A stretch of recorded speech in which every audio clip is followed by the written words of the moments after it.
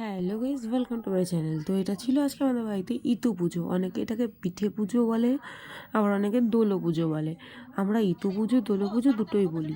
তো সবার বাড়ির থেকে সবাই এগুলোকে বানিয়ে নিয়ে এসেছিলো, দিয়ে সুন্দর করে সবাই নৈবেদ্য সাজিয়ে নিয়ে এসেছিলো, দিয়ে পাতার উপরে নল, দুব্ব, তুলসী পাতা এগুলো দিয়ে পুজো করা হয়েছে। এগুলোর জন্য ব্রাহ্মণ লাগে না।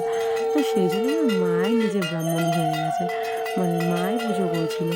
তো যাই হোক, সবার বাড়ির থেকে সবাই এই পিঠেটা বানিয়ে নিয়ে এসেছিলো। এগুলোকে দোলো পিঠে বলে, অনেকে আবার ইতু পুজো বলে, আর পিঠেটাকে বলে দোলো পিঠে।